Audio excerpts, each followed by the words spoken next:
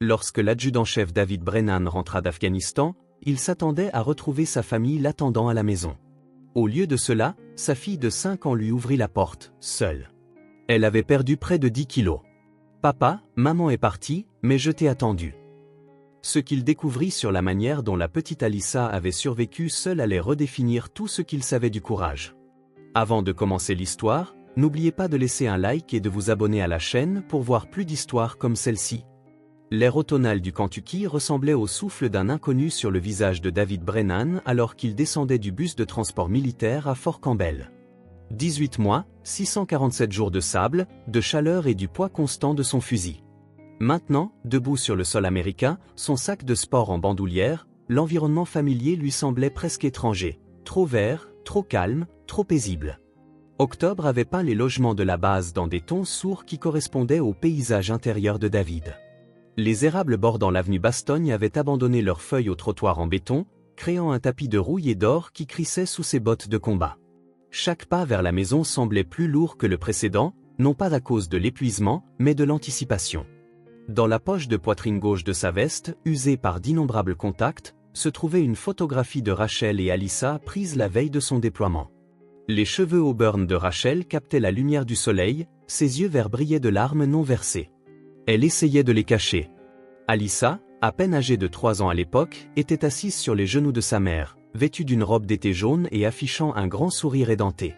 Le trajet de l'arrêt de bus jusqu'au 4247, boulevard Screaming Eagle, aurait dû prendre 12 minutes. David l'avait chronométré avant son déploiement, voulant mémoriser chaque détail du chemin du retour. Aujourd'hui, cela semblait durer des heures. Le poids familier de son sac à dos, qu'il avait porté à travers la province de Kandahar, semblait maintenant le tirer en arrière à chaque pas en avant. Alors qu'il tournait dans sa rue, le premier signe que quelque chose n'allait pas le percuta de plein fouet.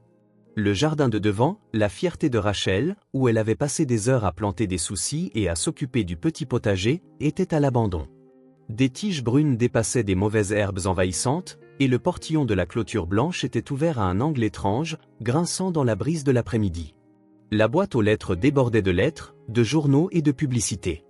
Certains étaient éparpillés sur le sol où ils étaient tombés. Le pas de David s'accéléra, son entraînement militaire prenant le dessus tandis que ses yeux balayaient les environs à la recherche de plus de détails. Les rideaux étaient tirés sur toutes les fenêtres. Aucune voiture dans l'allée. La Honda Civic bleue de Rachel était introuvable.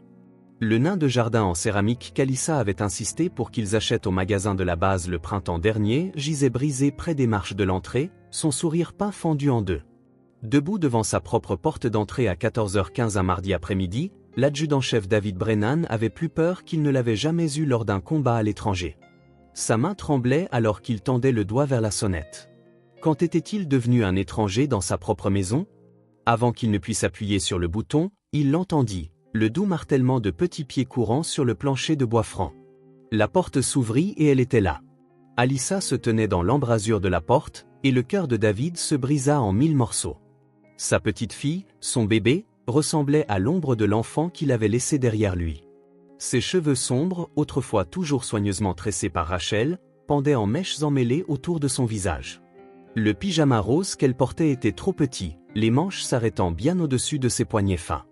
Mais ses yeux, ces mêmes yeux bleus vifs qui reflétaient les siens, s'illuminèrent de pure joie. « Papa !» cria-t-elle, se jetant dans ses bras avec l'abandon intrépide que seule une enfant de 5 ans possède. « Maman est partie, mais je t'ai attendu. » David la rattrapa, soulevant son petit corps facilement, trop facilement. Elle pesait moins que lorsqu'il était parti, ses côtes visibles sous le fin tissu de son pyjama. Il la serra fort, respirant l'odeur de ses cheveux, qui sentait le shampoing à la fraise et autre chose, une odeur de renfermé et de mal lavé qui lui noua l'estomac. « Salut, ma princesse », murmura-t-il, la voix épaisse d'émotion. Par-dessus son épaule, il pouvait voir l'intérieur de la maison, et ce qu'il vit lui glaça le sang. La vaisselle s'entassait dans l'évier, certaines pièces couvertes d'une moisissure dufteuse. Des boîtes de céréales vides étaient éparpillées sur le sol du salon. La télévision était allumée, diffusant des dessins animés dans une pièce vide. « Où est maman, mon cœur ?» demanda-t-il, bien qu'une partie de lui sut déjà que la réponse le détruirait. Alyssa se recula pour regarder son visage, ses petites mains lui tapotant les joues comme pour se rassurer qu'il était bien réel. « Elle est partie », dit-elle d'un ton neutre, le ton désinvolte que les enfants utilisent pour discuter de profondes tragédies. Elle pleurait beaucoup, et puis elle a fait ses valises et a dit qu'elle devait partir. Elle m'a laissé un mot sur la table de la cuisine, mais je ne peux pas encore lire tous les mots. David la posa doucement et entra dans sa maison, bien qu'elle ne lui semblât plus être un foyer. Le salon avait l'air d'avoir été traversé par un ouragan. Des livres pour enfants gisaient ouverts sur le sol, leurs pages déchirées. Un verre de lait à moitié vide se trouvait sur la table basse, une fine peau formée à sa surface. Les coussins du canapé étaient disposés en ce qui ressemblait à un fort, avec une petite couverture rose et l'éléphant en peluche préféré d'Alyssa niché à l'intérieur. « C'est là que je dors », expliqua Alyssa en suivant son regard. « Le lit à l'étage est trop grand sans maman, alors je dors ici, où je peux voir la porte. Je voulais te voir rentrer à la maison. » La cuisine était pire. La poubelle débordait de contenants de nourriture vide, principalement des biscuits salés, des céréales et des briques de jus. La porte du réfrigérateur était légèrement entr'ouverte, et David pouvait sentir l'odeur aigre de la nourriture avariée depuis l'autre bout de la pièce. Mais là, sur la petite table ronde où il prenait autrefois le petit déjeuner en famille, se trouvait une seule feuille de papier de cahier couverte de l'écriture familière de Rachel. Les mains de David tremblaient en ramassant la note. L'écriture habituellement soignée de Rachel était déchiquetée, désespérée. « David, je n'en peux plus. Je n'arrive plus à respirer. Je n'arrive plus à dormir. Je ne peux pas être l'épouse dont tu as besoin ni la mère qu'elle mérite. Chaque jour, j'ai l'impression de me noyer. Chaque nuit, j'ai l'impression de mourir. Je suis désolé. Je suis tellement désolé.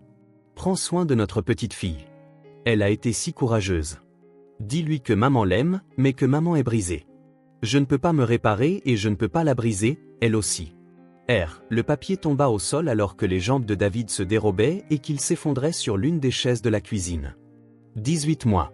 Rachel était restée seule pendant 18 mois, élevant leur fille seule, et quelque part en cours de route, elle s'était brisée. « Papa, tu es triste ?» La petite voix d'Alyssa perça son état de choc. Elle était montée sur la chaise à côté de lui et étudiait son visage avec l'intensité que les enfants réservent à la tentative de comprendre le monde incompréhensible des adultes. « Je suis » commença David, puis s'arrêta. Comment expliquer à une enfant de 5 ans que sa mère l'avait abandonnée? Comment dire à un enfant que la personne qui était censée la protéger l'avait laissé se débrouiller seule? Je suis surpris, ma princesse. Dis-moi, ça fait combien de temps que maman est partie? Alyssa leva les doigts, comptant soigneusement. Ça fait autant de semaines, dit-elle en lui montrant 4 doigts. Je le sais parce que j'ai regardé le calendrier comme tu m'as appris. Chaque jour, je mets un X dessus avec mon crayon. Tu veux voir? Elle sauta de sa chaise et courut vers le réfrigérateur où un calendrier était accroché. En effet, de petites croix soigneusement dessinées au crayon violet couvraient les 3 dernières semaines et demie. 24 jours. Sa fille de 5 ans était restée seule pendant 24 jours. Alyssa, dit-il, sa voix soigneusement contrôlée. Qu'est-ce que tu as mangé? Il y a des céréales dans le garde-manger, dit-elle fièrement, et des biscuits salés. Et je peux atteindre le robinet si j'utilise mon petit tabouret pour avoir de l'eau. Parfois, je mange du beurre de cacahuète sur des biscuits, mais le pot est presque vide. Oh, et il y avait des pommes, mais elles sont devenues brunes et dégoûtantes. David regarda sa fille. Vraiment, il la regarda. Ses joues étaient creuses, ses bras minces, mais elle se tenait droite. Son menton était levé avec une dignité qu'aucun enfant ne devrait avoir à posséder. Elle avait survécu seule, abandonnée et oubliée du monde. Sa fille de 5 ans avait survécu. « Tu as été formidable, ma princesse, » dit-il en s'agenouillant à son niveau. « Tu as été si intelligente et si courageuse. Mais papa est à la maison maintenant. D'accord? Je suis à la maison et je ne partirai plus jamais. »« Promis ?» demanda-t-elle, et l'espoir dans sa voix faillit le faire craquer. « Promis. » Alors que le soir tombait sur Fort Campbell, David était assis sur le sol du salon avec Alyssa blottie contre lui, partageant une boîte de soupe qu'il avait réchauffée sur la cuisinière, l'une des rares boîtes restantes dans leur garde-manger presque vide. Elle bavardait sur ses journées passées seule, comment elle avait appris à allumer et éteindre la télévision toute seule, comment elle avait nourri le chat des voisins à travers la clôture, comment elle s'était entraînée à écrire ses lettres tous les jours parce qu'elle savait que papa voudrait les voir à son retour. Entre ces révélations innocentes, David commença à reconstituer l'ampleur de ce qui s'était passé. Rachel était en pleine détresse depuis des semaines avant de finalement partir. Les voisins, réalisa-t-il, devait avoir supposé que tout était normal. Les familles de militaires sont discrètes, et les maisons sont suffisamment espacées pour que la situation d'Alyssa ne soit pas évidente.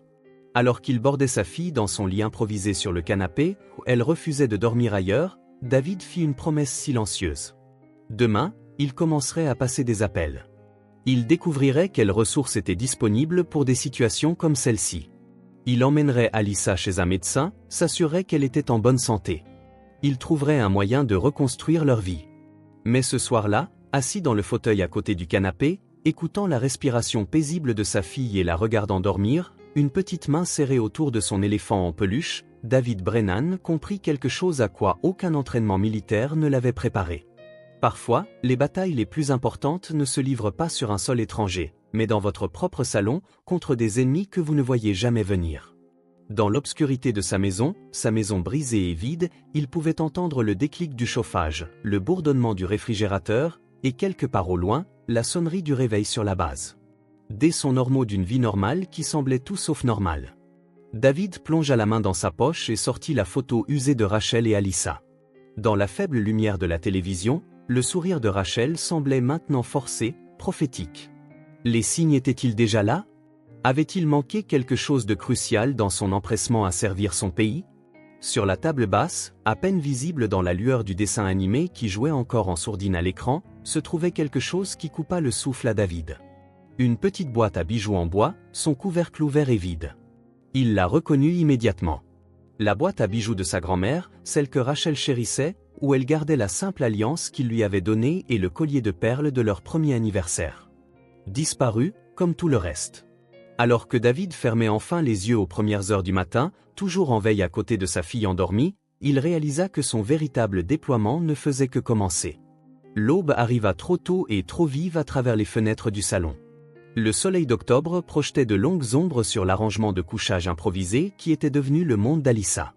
David avait somnolé par intermittence dans le fauteuil inclinable, se réveillant en sursaut toutes les heures pour vérifier que sa fille respirait encore, qu'elle était toujours en sécurité. Les habitudes de la guerre ont la vie dure. L'hypervigilance l'avait maintenu en vie en Afghanistan. Mais ici, dans sa propre maison, en regardant son enfant dormir, cela ressemblait à une malédiction. Alyssa s'agita à 6h30, son horloge interne toujours réglée sur la routine qu'elle avait créée pendant ces semaines de solitude. Elle s'assit lentement, se frottant les yeux avec ses petits poings, puis regarda autour d'elle comme si elle essayait de se souvenir pourquoi tout semblait différent. Lorsque son regard se posa sur David, toujours assis dans le fauteuil à côté d'elle, son visage s'illumina d'un sourire qui aurait pu alimenter toute la base. « Tu es toujours là », murmura-t-elle comme si parler trop fort pouvait rompre le charme. « Je suis toujours là », confirma David, la voix rauque d'une émotion contenue. « Et je serai là chaque matin quand tu te réveilleras, à partir de maintenant. » La routine matinale qu'Alyssa avait développée pendant sa solitude était à la fois déchirante et impressionnante. Elle guida David à travers celle-ci avec la fierté d'un enfant montrant une nouvelle compétence, complètement inconsciente de la dévastation que son autosuffisance provoquait chez lui.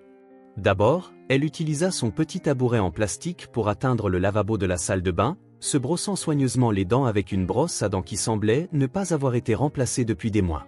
Puis elle lui montra comment elle pouvait verser des céréales dans un bol sans en renverser trop et comment elle avait appris à ouvrir les briques de jus toute seule.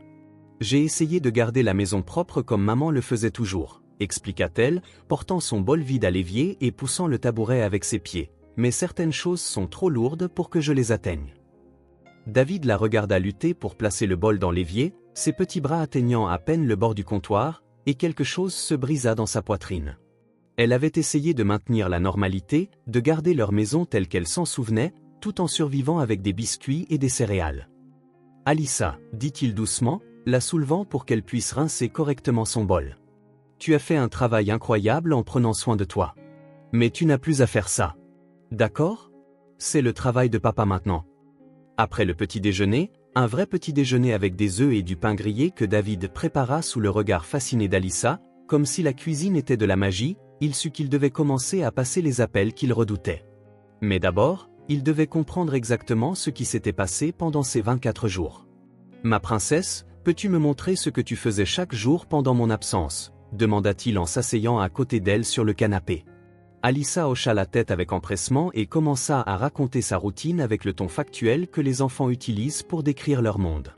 Elle se réveillait vers 7 heures, prenait des céréales pour le petit déjeuner et regardait des dessins animés jusqu'à 10 heures.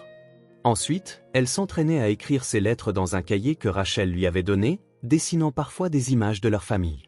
Le déjeuner était généralement composé de biscuits avec du beurre de cacahuète, et les après-midi étaient consacrés à jouer avec ses poupées ou à regarder des livres d'images. « J'ai été sage, papa, dit-elle sincèrement. Je n'ai pas ouvert la porte quand les gens frappaient. Maman m'a dit de ne jamais le faire quand les adultes n'étaient pas à la maison. Et j'ai gardé les portes verrouillées comme elle me l'a montré. » Des gens avaient frappé. David sentit sa tension artérielle monter. Quelqu'un était venu à leur porte, avait probablement vu les signes d'abandon, et était simplement parti quand aucun adulte n'avait répondu. L'idée de sa fille se cachant à l'intérieur, seule et effrayée, alors qu'une aide potentielle se tenait juste devant, lui donnait envie de frapper quelque chose. Qui est venu à la porte, mon cœur? Madame Patterson d'accent grave côté est venue 2 fois.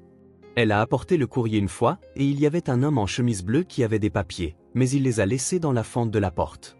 Oh, et le livreur de pizza est venu une fois, mais je n'avais pas commandé de pizza, alors je n'ai pas répondu. David prit des notes mentales. Il devrait parler à Madame Patterson, découvrir ce qu'elle avait vu, ce qu'elle aurait pu soupçonner. L'homme au papier était probablement quelqu'un de la base, cherchant peut-être Rachel pour des rendez-vous ou des activités manquées. À 10 heures, David passa son premier appel au groupe de soutien aux familles de Fort Campbell. La conversation fut brève et professionnelle, mais il pouvait entendre le choc dans la voix du capitaine Williams lorsque David expliqua la situation. En moins d'1 heure, le commandant Thompson était à leur porte. Le commandant Thompson était exactement ce que David attendait d'un conseiller familial, calme, observateur et prudent avec ses mots. C'était un homme grand aux tempes grisonnantes et aux yeux bienveillants qui semblait tout absorber sans jugement. David fut reconnaissant qu'Alyssa l'apprécie immédiatement, lui montrant ses livres de coloriage et bavardant sur sa nouvelle capacité à faire des sandwichs au beurre de cacahuète. « Sergent Brennan », dit doucement le commandant Thompson pendant qu'Alyssa était dans la cuisine pour leur apporter à tous des verres d'eau. « Je dois vous informer que cette situation nécessitera une enquête.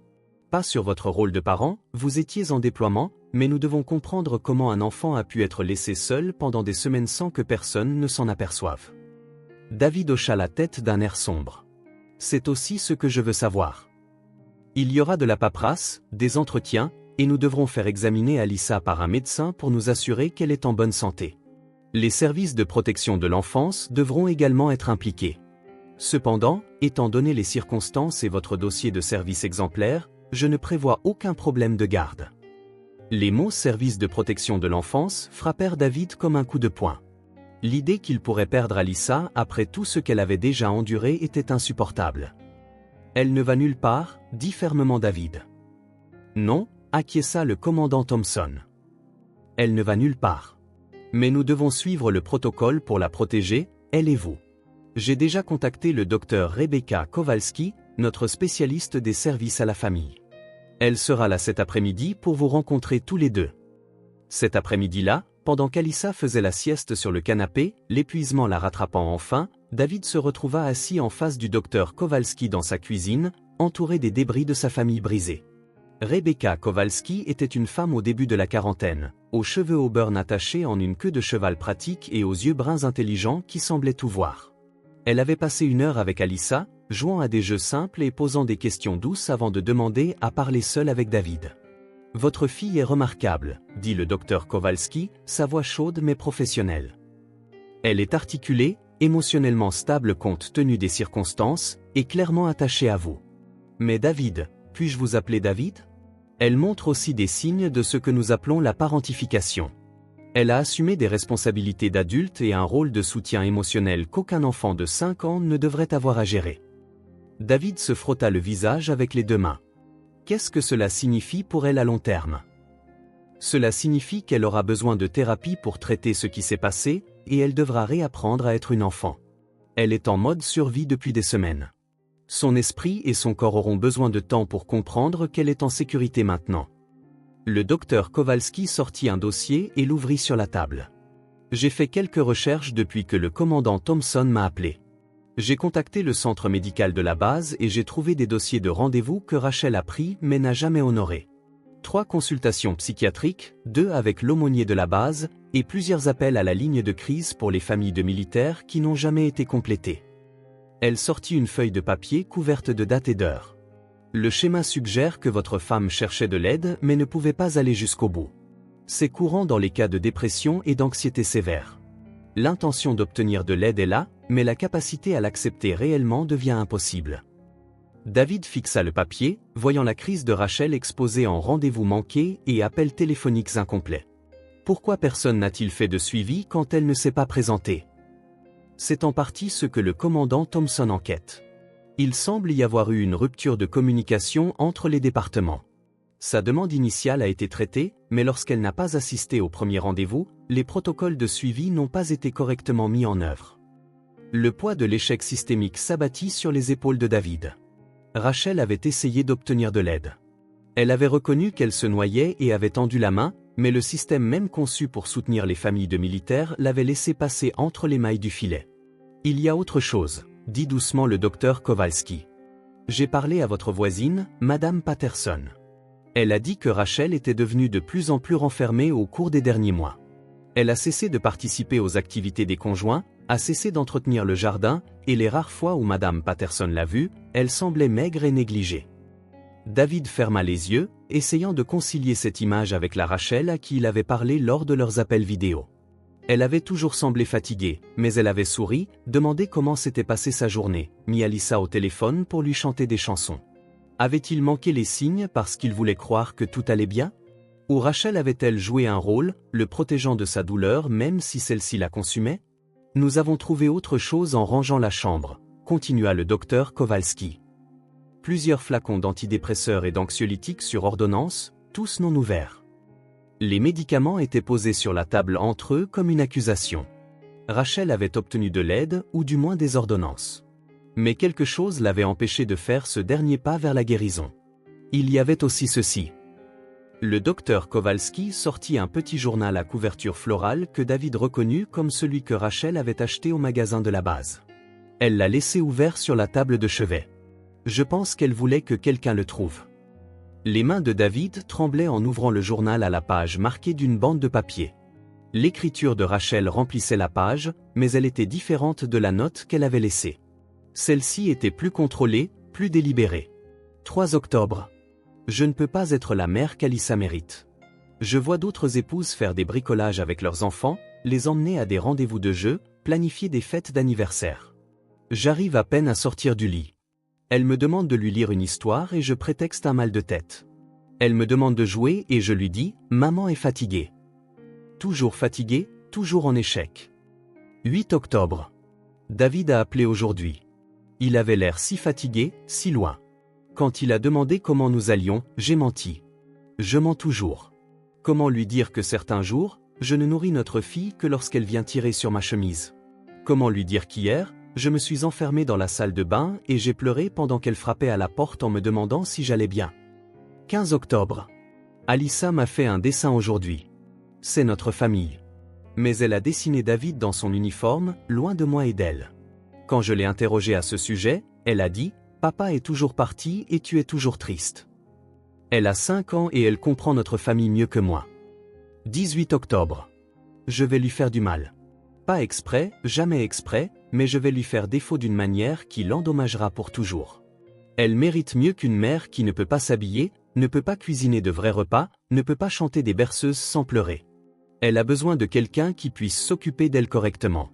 Je ne peux pas être cette personne. Je ne sais plus comment être cette personne. David ferma le journal, incapable d'en lire plus.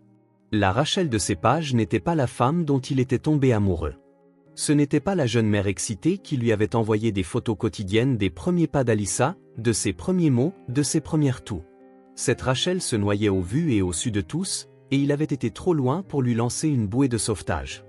David, dit doucement le docteur Kowalski, ce n'est pas votre faute. La dépression n'est pas un choix, et ce n'est pas quelque chose que l'amour seul peut guérir. Rachel était malade, et comme beaucoup de personnes atteintes de maladies mentales, elle l'a bien caché jusqu'à ce qu'elle ne puisse plus le cacher. Alors que le soir approchait et que la lumière d'automne s'estompait à l'extérieur des fenêtres de la cuisine, Alyssa entra, sortant de sa sieste, se frottant les yeux et regardant autour de la pièce avec la conscience prudente d'un enfant qui avait appris à ne pas supposer que les bonnes choses dureraient. « Papa, est-ce que la gentille dame reste pour dîner ?» demanda-t-elle en grimpant sur les genoux de David avec la confiance inconsciente qui l'étonnait encore. « Non, ma princesse. Le docteur Kowalski doit rentrer chez elle, dans sa propre famille, mais elle va bientôt nous rendre visite à nouveau. D'accord ? Est-ce qu'elle va nous aider à arranger les choses ?» demanda Alissa avec la franchise que seuls les enfants possèdent. Le docteur Kowalski sourit et s'agenouilla au niveau des yeux d'Alissa. « Je vais t'aider, toi et ton papa, à trouver comment être heureux ensemble. Est-ce que ça te plairait ?» Alissa hocha la tête solennellement, puis leva les yeux vers David. « Papa, est-ce qu'on va s'en sortir ?» David baissa les yeux sur sa fille. Cette petite fille courageuse et résiliente qui avait survécu à l'abandon avec plus de grâce que la plupart des adultes ne pourraient en rassembler, et sentit quelque chose changer en lui. Pour la première fois depuis son retour, le poids de l'avenir lui semblait gérable.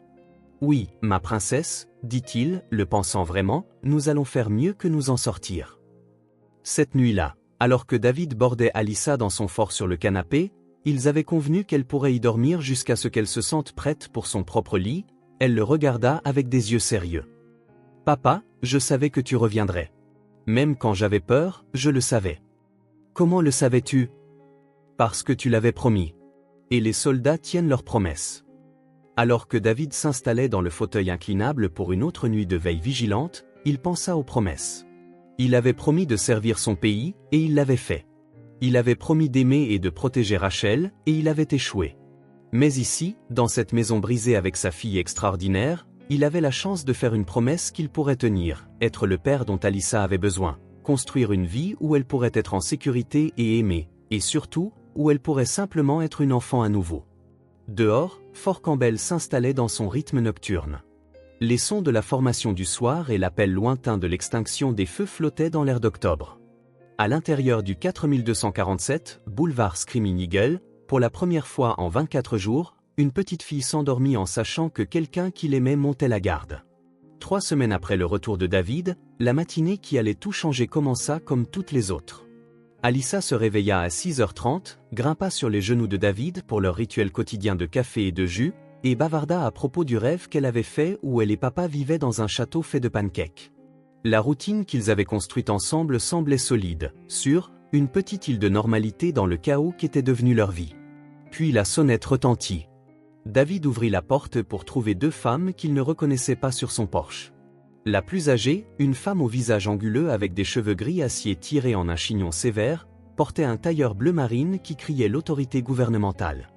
La plus jeune femme à ses côtés portait une tablette et affichait l'expression inconfortable de quelqu'un qui détestait son travail. « Monsieur Brennan, dit la femme plus âgée, bien que ce ne soit pas vraiment une question. Je suis Janet Morrison des services de protection de l'enfance, et voici mon associé, Karen Walsh. Nous devons vous parler du bien-être de votre fille. » David sentit le monde basculer sous ses pieds. Derrière lui, il pouvait entendre les pas d'Alissa sur le parquet alors qu'elle venait voir qui était à la porte. « Papa, c'est qui ?» appela-t-elle, et David entendit le léger tremblement dans sa voix, l'hypervigilance qu'elle avait développée pendant ces semaines de solitude, la peur instantanée que les bonnes choses puissent disparaître. « Juste des dames qui veulent parler à papa, » dit David en sortant et en fermant la porte derrière lui.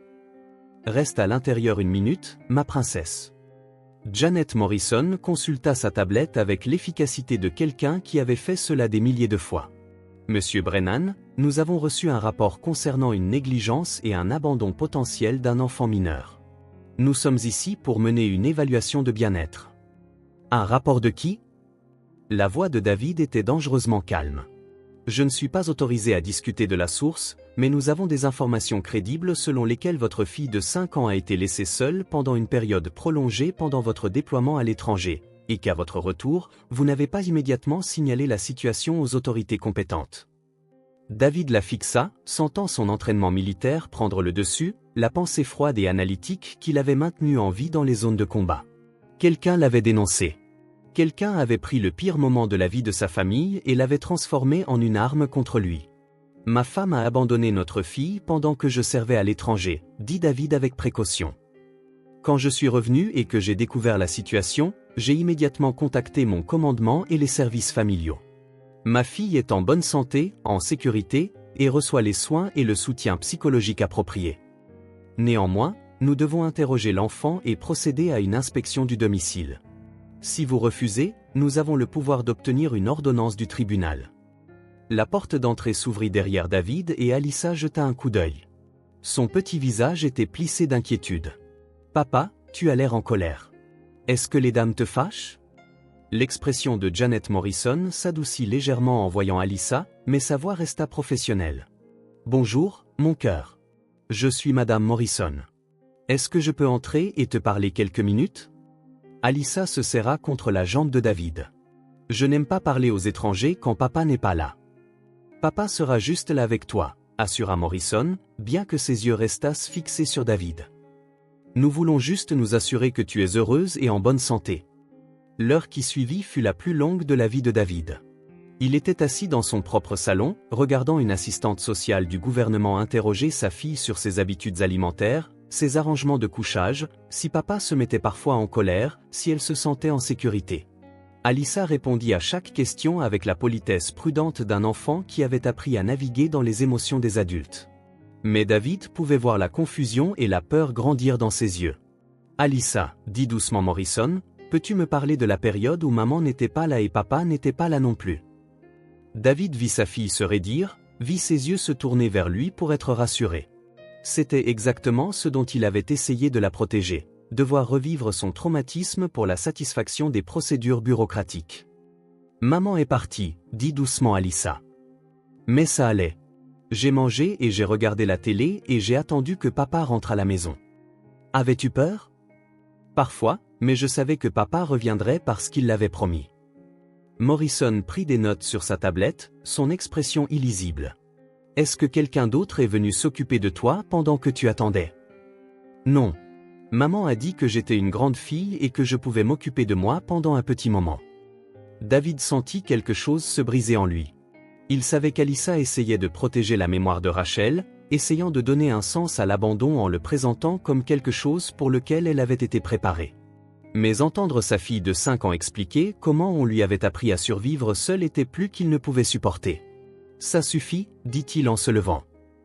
Elle a subi assez de traumatisme sans avoir à les revivre pour votre rapport. » Morrison leva les yeux vers lui, impassible. « Monsieur Brennan, je comprends que ce soit difficile, mais nous devons nous assurer que cet enfant est dans un environnement sûr.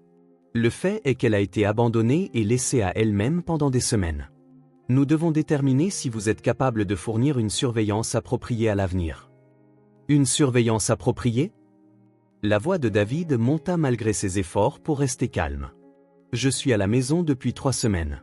Je ne l'ai pas quittée d'une semelle, sauf quand elle est à la garderie de la base, qui a des vérifications d'antécédents et du personnel qualifié. Elle a vu un médecin. Elle a commencé une thérapie. Elle prend du poids et dort toute la nuit pour la première fois depuis mon retour. Qu'est-ce que vous trouvez d'inapproprié dans ces soins, exactement ? » « Papa, dit doucement Alyssa en tirant sur sa chemise. Tu utilises ta voix de l'armée. » David s'agenouilla immédiatement à son niveau, forçant sa voix à redevenir douce. « Je suis désolé, ma princesse. Je ne suis pas en colère contre toi. Je suis juste inquiet pour des trucs d'adultes. » Morrison observa attentivement cette interaction, prenant d'autres notes. « Monsieur Brennan, je vais devoir vous parler en privé pendant que mon associé passe un peu de temps avec Alyssa. » La conversation dans la cuisine fut brutale. Morrison exposa la réalité avec une précision bureaucratique. Quelqu'un avait déposé une plainte formelle alléguant que David avait sciemment laissé sa fille dans une situation dangereuse, qu'il n'avait pas correctement signalé l'abandon, et qu'il pourrait souffrir de problèmes de santé mentale liés au combat qui pourraient affecter sa capacité parentale. « Qui a déposé la plainte ?» exigea David. « Je ne peux pas révéler cette information, mais je peux vous dire qu'elle provient de quelqu'un qui connaît votre situation familiale. » L'esprit de David passa en revue les possibilités. Un voisin, quelqu'un de la base, un ami de Rachel qui le blâmait pour sa dépression. La trahison semblait presque aussi dévastatrice que l'abandon de Rachel. « Écoutez, » continua Morrison, « votre dossier de service est exemplaire, et notre évaluation préliminaire suggère que vous prenez bien soin de votre fille. Mais la situation initiale était suffisamment grave pour que nous devions enquêter de manière approfondie. Je recommande une surveillance continue pour les 6 prochains mois avec des visites à domicile mensuelles et des vérifications régulières. » Et si je refuse? Alors nous passons aux procédures formelles, ce qui pourrait entraîner un placement temporaire en famille d'accueil pendant que l'enquête se poursuit. Les mots frappèrent David comme un coup de poing. Placement en famille d'accueil. L'idée qu'Alyssa soit enlevée, qu'elle perde un autre parent, était impensable. Elle reste avec moi, dit-il fermement. Tant que vous respectez nos exigences de surveillance et continuez la thérapie recommandée pour vous deux. Quand Morrison et son associé partirent enfin, Alyssa était assise tranquillement sur le canapé, son éléphant en peluche serré dans ses bras. Elle était inhabituellement calme depuis l'entretien, et David pouvait voir les rouages tourner dans son jeune esprit alors qu'elle essayait de traiter ce qui s'était passé. « Papa, dit-elle finalement. Est-ce que ces dames vont m'emmener » La question transperça le cœur de David. « Non, ma princesse. Personne ne t'emmène nulle part. Tu restes ici avec moi. Mais si elle change d'avis ? Si elle décide que j'ai été méchante quand j'étais seule ?» David s'assit à côté d'elle et la prit sur ses genoux, sentant son petit corps trembler contre sa poitrine. « Alyssa, écoute-moi. Tu n'as pas été méchante. Tu as été incroyablement courageuse et intelligente. Ce qui t'est arrivé n'est pas de ta faute et personne ne va te punir pour ça. Alors pourquoi posait-elle toutes ces questions ? Pourquoi voulait-elle savoir pourquoi maman était partie ? » David lutta pour trouver des mots qui auraient un sens pour une enfant de 5 ans. Parfois, quand les adultes entendent parler d'enfants qui ont dû s'occuper d'eux-mêmes, ils s'inquiètent. Ils veulent s'assurer que ces enfants sont en sécurité maintenant. Les dames vérifiaient juste que je prenais bien soin de toi. Et c'est le cas ? La simple question le dévasta. Je fais de mon mieux, ma princesse. Chaque jour, j'essaie d'être le meilleur papa possible pour toi. Tu le es, dit-elle avec la certitude absolue que seuls les enfants possèdent. Tu me prépares le petit déjeuner, tu me lis des histoires et tu ne pars pas même quand je fais de mauvais rêves. Tu es le meilleur papa du monde entier. Ce soir-là, après qu'Alyssa se soit endormie sur le canapé, refusant toujours de dormir dans son propre lit, David s'assit dans la cuisine avec le journal de Rachel ouvert devant lui. Il avait évité de lire au-delà des premières entrées, mais maintenant il avait besoin de comprendre.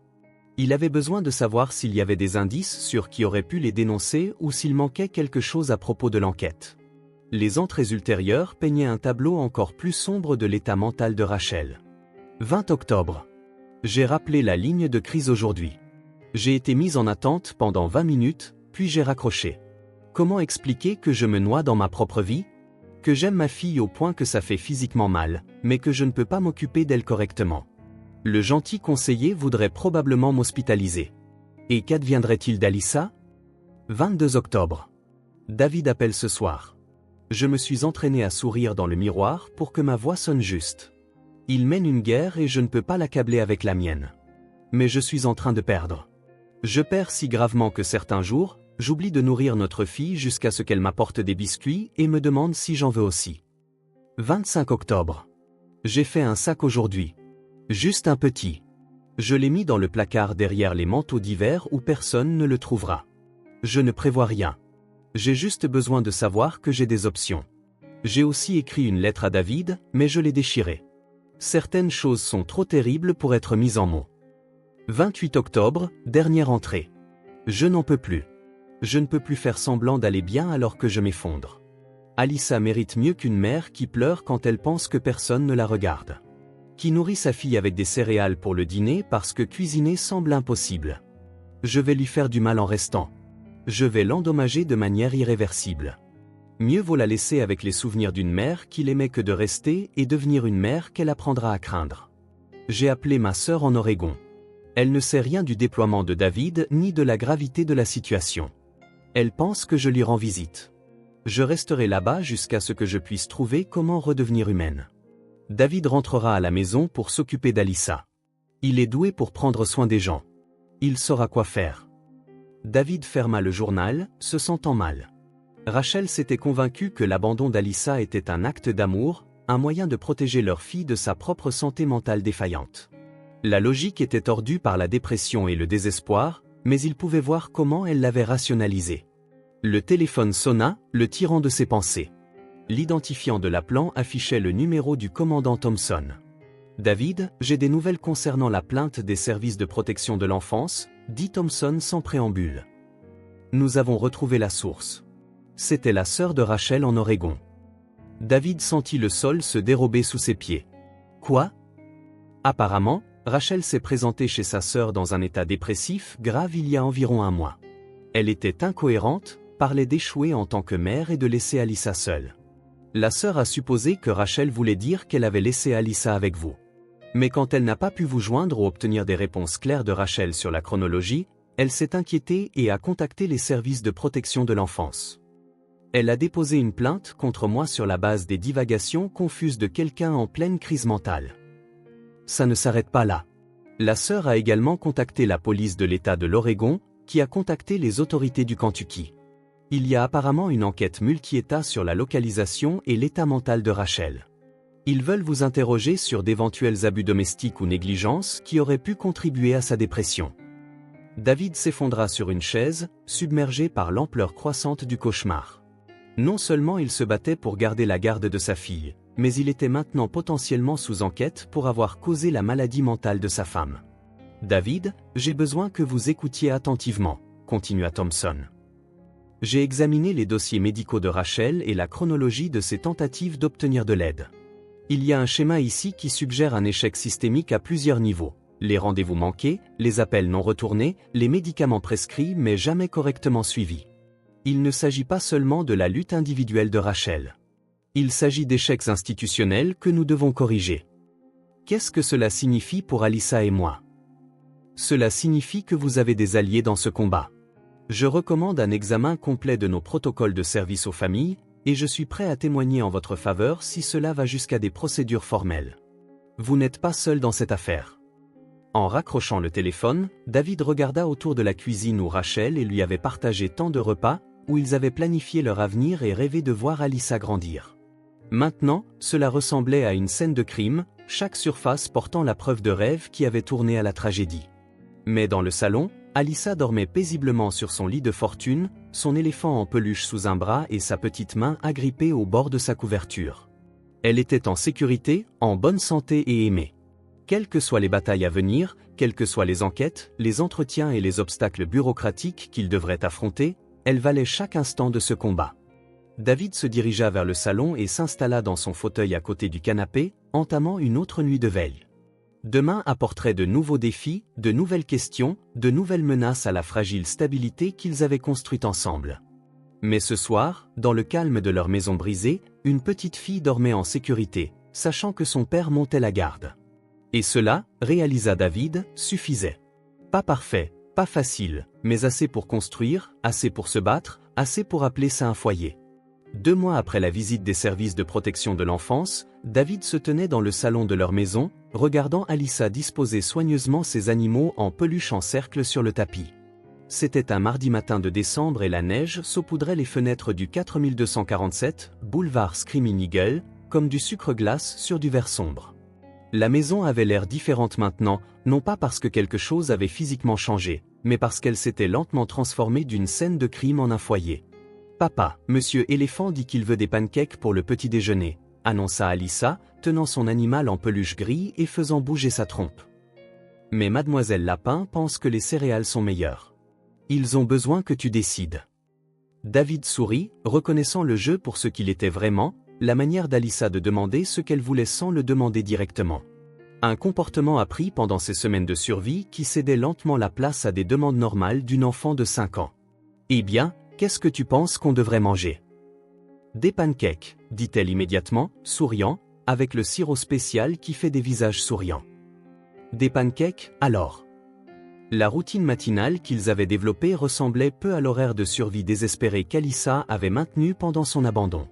Maintenant, leur journée avait une structure construite autour du confort plutôt que de la simple existence. Petit déjeuner ensemble à la table de la cuisine, David lui lisant des extraits d'articles de presse adaptés à son âge sur les animaux de zoo ou les événements communautaires pendant qu'elle mangeait.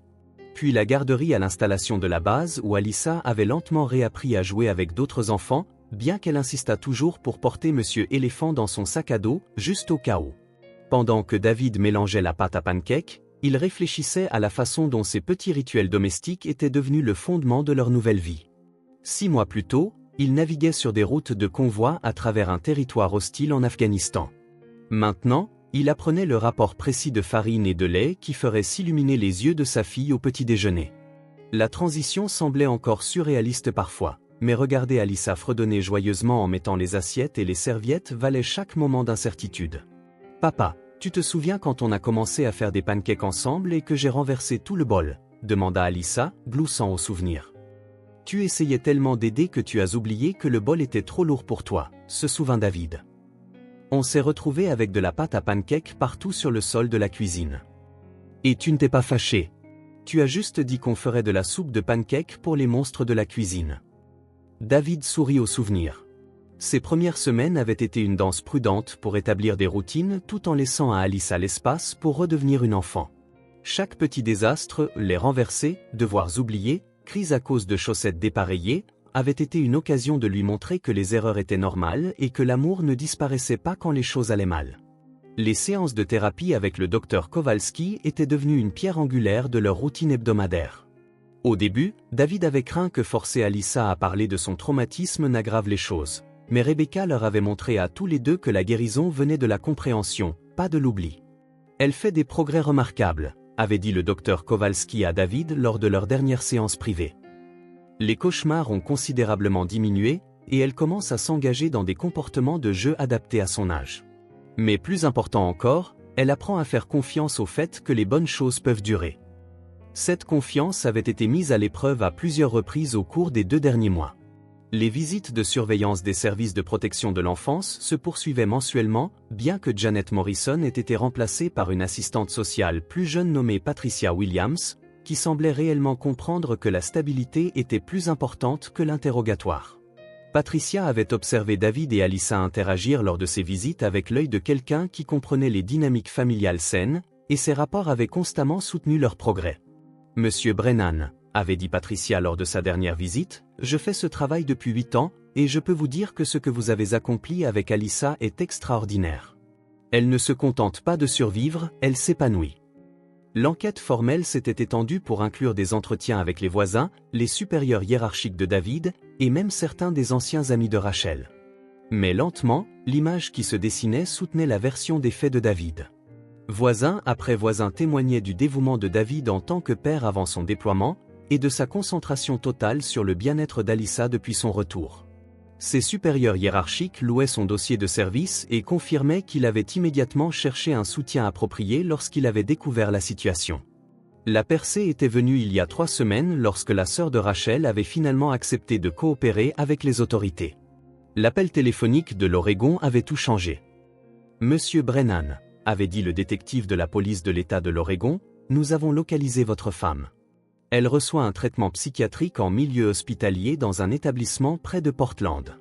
Sa sœur confirme qu'elle est arrivée dans un état dissociatif grave et qu'elle est largement non communicative depuis son admission. » David avait ressenti un mélange complexe de soulagement et de chagrin à la nouvelle.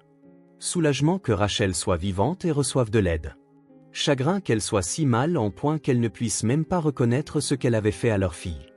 Le détective avait expliqué que l'état de Rachel rendait peu probable qu'elle fasse face à des accusations criminelles pour abandon. Sa crise mentale avait été si complète qu'elle n'avait pas la capacité de comprendre les conséquences de ses actes. Selon le psychiatre traitant, avait poursuivi le détective, votre femme souffre d'un trouble dépressif majeur sévère avec des caractéristiques psychotiques, probablement déclenchées par un isolement prolongé et le stress de la vie de conjoint de militaire. Elle a des épisodes où elle ne reconnaît pas où elle est ni ne se souvient des derniers mois. Pourra-t-elle un jour revoir Alyssa ? Avait demandé David. Ce n'est pas à moi de le déterminer, avait répondu le détective. Mais étant donné la gravité de son état et le traumatisme de l'enfant, tout contact futur devrait être soigneusement supervisé et probablement dans plusieurs années. Pour l'instant, elle n'est pas mentalement compétente pour prendre des décisions sur quoi que ce soit, encore moins sur la parentalité. David avait choisi de ne pas partager ces détails avec Alyssa pour le moment. Le docteur Kowalski avait conseillé d'attendre qu'elle soit plus âgée et qu'elle ait traité davantage son traumatisme d'abandon avant d'introduire la complexité de la maladie mentale de sa mère. Pour l'instant, Alyssa savait simplement que maman était malade et recevait de l'aide de médecins très loin. Le soutien le plus inattendu était venu de la communauté militaire elle-même. Une fois que la nouvelle s'était répandue à Fort Campbell sur ce qui s'était passé, les familles avaient commencé à tendre la main avec des offres d'aide, des rendez-vous de jeu pour Alyssa et des réseaux de soutien informels que David n'avait jamais su exister.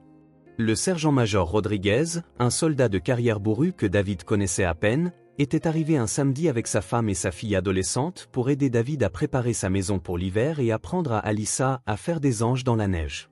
Pendant que les adultes travaillaient à l'isolation des fenêtres, la fille de Rodriguez, Emily, avait passé des heures dans le jardin avec Alyssa, lui montrant comment construire des bonshommes de neige et attraper des flocons sur sa langue. « On prend soin des nôtres », avait simplement dit Rodriguez lorsque David avait essayé de le remercier. « Votre fille en a assez bavé. Il est temps que la communauté intervienne. » Le capitaine Amanda Foster et son mari avaient invité David et Alyssa à leurs barbecues hebdomadaires où Alyssa pouvait jouer avec leurs 2 fils et David pouvait avoir une conversation normale d'adultes qui ne tournait pas autour des enquêtes ou des séances de thérapie. Ces rassemblements étaient devenus une bouée de sauvetage, montrant à Alyssa que les familles prenaient de nombreuses formes et que leur foyer de 2 personnes était complet et valide. Les épouses de l'unité avaient été particulièrement solidaires, organisant un roulement pour apporter des repas pendant les semaines les plus chargées de David et incluant Alyssa dans les activités de leurs enfants. Madame Rodriguez s'était chargée d'enseigner à Alyssa la cuisine traditionnelle mexicaine. Et chaque jeudi après-midi, Alyssa rentrait de leur cuisine couverte de farine et portant fièrement un contenant de tortillas ou de tamal fait maison. Monsieur Rodriguez dit que je vais devenir une meilleure cuisinière que papa, avait annoncé Alyssa un soir en présentant à David des quesadillas au fromage légèrement de travers mais délicieuses. Mais je lui ai dit que papa fait les meilleurs pancakes de toute l'armée. L'enquête formelle touchait à sa fin, mais David avait découvert quelque chose d'inattendu dans le processus. Sa tragédie individuelle avait exposé des problèmes systémiques qui affectaient d'autres familles de militaires. Le commandant Thompson avait compilé un rapport complet sur les défaillances qui avaient permis à Rachel de passer entre les mailles du filet, et de nouveaux protocoles étaient en cours de mise en œuvre pour prévenir des situations similaires. Ce qui est arrivé à votre famille était évitable, avait dit Thompson à David lors de leur dernière réunion.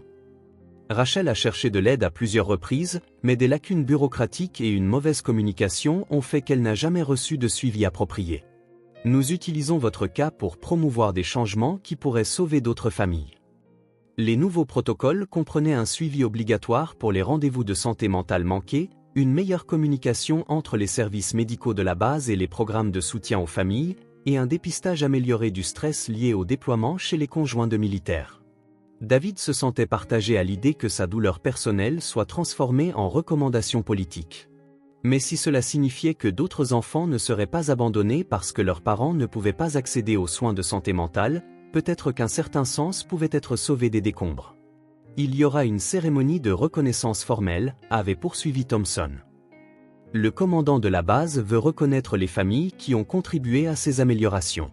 Vous n'êtes pas obligé de participer si vous n'êtes pas à l'aise, mais votre histoire a déjà aidé 3 autres familles à obtenir le soutien dont elles avaient besoin. David avait décliné la cérémonie, mais savoir que d'autres familles étaient aidées lui procurait une petite mesure de paix. La dépression de Rachel et l'abandon d'Alyssa seraient toujours une source de douleur. Mais savoir que leur expérience empêchait des tragédies similaires donnait à David un sentiment de finalité au-delà de leur propre guérison. Ce matin-là, alors que David faisait sauter les pancakes pendant qu'Alyssa bavardait sur son prochain spectacle de Noël à la garderie, il réalisa qu'ils avaient atteint quelque chose qu'ils n'avaient pas osé espérer 2 mois plus tôt, la normalité. Pas la vie qu'ils avaient planifiée, pas la famille avec laquelle ils avaient commencé, mais une nouvelle normalité construite sur les fondations de ce qu'ils avaient appris sur la force de l'autre. Papa, dit Alyssa, étalant soigneusement du sirop sur ses pancakes en un motif qui ressemblait vaguement à un smiley. Tu viendras à mon spectacle de chant demain ? Je ne le manquerai pour rien au monde. Même si l'armée avait besoin de toi ? La question était désinvolte, mais David entendit la peur plus profonde qui la sous-tendait. Malgré des mois de réassurance, Alyssa s'inquiétait toujours que quelque chose puisse l'éloigner d'elle, comme le déploiement l'avait fait auparavant, comme la maladie avait emporté Rachel pour toujours. Alyssa, dit David en s'asseyant en face d'elle à la table. Tu te souviens de ce que je t'ai dit à propos du nouveau travail de papa ? Elle hocha la tête solennellement. David avait récemment été transféré à un poste de formation à Fort Campbell qui le maintiendrait aux États-Unis indéfiniment. Plus de déploiement, plus de longues séparations. Il avait renoncé à l'avancement de carrière que les affectations à l'étranger offraient. Mais voir le visage de sa fille s'illuminer chaque matin lorsqu'elle le voyait toujours dans le fauteuil à côté de son canapé faisait de ce sacrifice la décision la plus facile qu'il ait jamais prise. L'armée ne va plus m'envoyer loin. Mon travail maintenant, c'est ici, à former d'autres soldats. Et même s'il me demandait d'aller ailleurs, je dirais non, parce que mon travail le plus important, c'est d'être ton papa. Promis? Promis. Croix de bois, croix de fer, si je mens, je vais en enfer. Alyssa gloussa à leur version privée du dicton traditionnel. Papa, les gens ne vont pas en enfer. Eh bien, alors je suppose que je ne romprai jamais ma promesse, n'est-ce pas? Après le petit déjeuner, David accompagna Alyssa à la garderie de la base, leur rituel quotidien qui était devenu précieux pour eux deux. Elle insistait pour lui tenir la main pendant toute la marche de 6 pâtés de maison, et David découvrit qu'il attendait ce moment avec autant d'impatience qu'elle. C'était pendant ces promenades qu'elle posait souvent ses questions les plus sérieuses, comme si le mouvement et la routine rendaient les sujets difficiles plus faciles à aborder.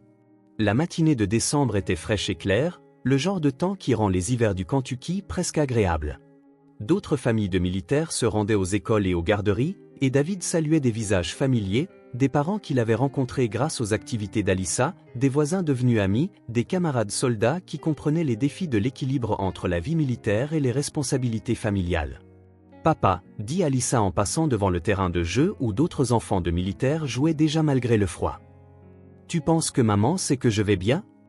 David fit une pause, réfléchissant soigneusement à sa réponse.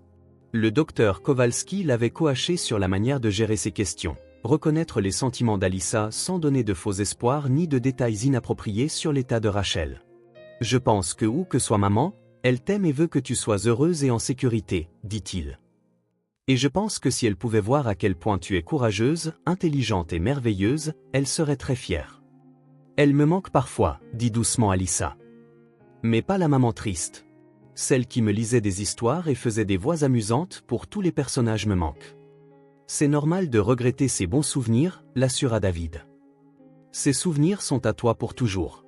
Personne ne peut te les enlever. Est-ce que je vais oublier à quoi elle ressemble? David lui serra doucement la main. Nous avons beaucoup de photos à la maison. Et chaque fois que tu voudras les regarder et te souvenir des moments heureux, nous pourrons le faire ensemble. À la garderie, l'enseignante d'Alyssa, Madame Hélène Crawford, les accueillit avec le sourire chaleureux qui était devenu une partie cruciale de leur système de soutien. Hélène était une femme aux allures de grand-mère qui travaillait avec des enfants de militaires depuis plus de 20 ans et elle comprenait les défis uniques que le déploiement et le stress familial créaient. « Bonjour, Alyssa », dit Hélène en s'agenouillant au niveau des yeux de la petite fille. « Es-tu prête pour la répétition aujourd'hui? Nous allons répéter ta chanson pour le spectacle de demain. » Alyssa hocha la tête avec enthousiasme, puis se tourna vers David. « Papa, tu t'assiéras au premier rang pour que je puisse te voir. » Premier rang, place centrale, promis David. Je serai celui qui applaudit le plus fort et qui crie. Et qui crie, mais pas si fort que ça me mette dans l'embarras. Tu peux m'embarrasser un peu, dit généreusement Alyssa. Juste pas trop. Alors que David rentrait seul à la maison, il réfléchissait à tout ce qui avait changé en seulement 4 mois. En août, il était l'adjudant-chef David Brennan, soldat de carrière déployé à l'étranger au service de son pays. Maintenant, il était simplement David Brennan, père célibataire, apprenant à naviguer dans les complexités de l'éducation d'une fille qui avait survécu à un traumatisme que la plupart des adultes ne pourraient pas gérer. La maison semblait différente quand il y entrait seul. Pas vide exactement, mais en attente. En attente de 15h30, heure à laquelle il irait chercher Alyssa à la garderie et leur routine de l'après-midi commencerait. En attente du soir où ils prépareraient le dîner ensemble, liraient des histoires, et où elle dormirait paisiblement dans son propre lit à l'étage. Cette transition s'était produite la semaine dernière. Alyssa avait annoncé un soir qu'elle pensait que son lit devait se sentir seul sans elle, et que ce serait bien si elle dormait à l'étage, à condition que David vienne la voir avant de se coucher. C'était une petite victoire, mais elle représentait un énorme progrès dans sa guérison. « Je n'ai plus peur », avait-elle expliqué alors que David l'abordait dans son propre lit pour la première fois depuis son retour. « Je sais que tu ne vas nulle part, alors je n'ai pas besoin de surveiller la porte tout le temps. » David passa la matinée à nettoyer la maison et à se préparer pour les activités de l'après-midi. Alyssa avait demandé qu'il fasse des biscuits pour sa classe de garderie, et il avait promis de l'aider à emballer des cadeaux de Noël pour ses professeurs. Ses activités domestiques normales lui semblaient encore légèrement surréalistes. 6 mois plus tôt, il menait des missions de reconnaissance en territoire hostile. Maintenant, il apprenait à plier du papier cadeau et à faire des rubans. Mais en travaillant, David réalisa que cette nouvelle vie ne lui semblait pas être un pas en arrière. Au contraire, la précision et l'attention aux détails qui avaient fait de lui un bon soldat se traduisaient bien pour être un bon père. La même concentration qui avait gardé ses hommes en sécurité à l'étranger était maintenant consacrée à s'assurer qu'Alyssa avait tout ce dont elle avait besoin pour guérir et grandir. À 11h30, le téléphone de David sonna avec un appel de sa nouvelle commandante, la colonelle Patricia Hay. Et avait joué un rôle déterminant dans le transfert de David à la division de formation, comprenant que sa situation familiale exigeait une flexibilité que le déploiement à l'étranger ne pouvait pas offrir. « David, je voulais vous prévenir, » dit la colonelle. « J'ai été contacté par quelqu'un du Pentagone qui s'intéresse à votre cas pour une étude sur la résilience des familles de militaires. Ce serait entièrement volontaire, et il s'intéresse spécifiquement à la manière dont les familles se remettent de situations de crise. Qu'est-ce que cela impliquerait ? Principalement des entretiens sur votre expérience de navigation dans le système de soutien militaire, ce qui a fonctionné, ce qui n'a pas fonctionné, et des recommandations d'amélioration. Ils sont particulièrement intéressés par le rétablissement d'Alyssa et la manière dont le soutien de la communauté militaire a contribué à sa guérison. David réfléchit à la demande. L'idée de revivre leur traumatisme à des fins de recherche n'était pas attrayante, mais si cela pouvait aider d'autres familles de militaires, je voudrais d'abord en discuter avec le docteur Kowalski, dit David. Et j'aurais besoin de l'assurance que la vie privée d'Alyssa serait protégée. Absolument. Le chercheur avec qui j'ai parlé a souligné que toute participation serait entièrement confidentielle et que vous auriez l'approbation finale sur toute information qui pourrait être utilisée. Pensez grec, mais ne vous sentez pas obligé. Vous avez déjà contribué plus qu'assez à aider d'autres familles. À midi, le téléphone de David sonna de nouveau. Cette fois, l'identifiant de l'appelant affichait le numéro du docteur Kowalski. « David, j'ai des nouvelles, » dit-elle quand il répondit. « Je viens de recevoir le rapport final des services de protection de l'enfance. Ils classent leur enquête et mettent fin à l'exigence de surveillance, avec effet immédiat. » David sentit un poids se soulever de ses épaules, un poids dont il n'avait même pas réalisé qu'il le portait. Qu'est-ce qui les a fait changer d'avis ? Plusieurs choses. L'enquête sur l'état de Rachel a confirmé que son abandon d'Alyssa était le résultat d'une maladie mentale grave, et non d'une négligence de votre part. Votre coopération exemplaire avec toutes les exigences, combinée à l'amélioration évidente d'Alyssa sous vos soins, les a convaincus que la surveillance continue était inutile. Et franchement, le rapport du commandant Thompson sur les défaillances systémiques des services aux familles de militaires leur a fait réaliser que vous étiez une victime de la situation, pas une cause. Donc, c'est fini ? L'enquête officielle est terminée. Mais David, je veux continuer à travailler avec vous et Alyssa aussi longtemps que vous le jugerez utile. Ce que vous avez tous les deux traversé ne disparaît pas simplement parce que la paperasse est classée. Alyssa va tellement mieux. Nous allons tous les deux mieux. C'est vrai. Mais la guérison n'est pas une ligne droite. Et il y aura des défis à venir. Alyssa va avoir des questions sur sa mère en grandissant. Vous devrez naviguer dans les rencontres et les relations amoureuses éventuellement, si vous le choisissez. Il y aura des anniversaires, des déclencheurs et des moments difficiles que vous ne pouvez pas anticiper. David réfléchit à cela.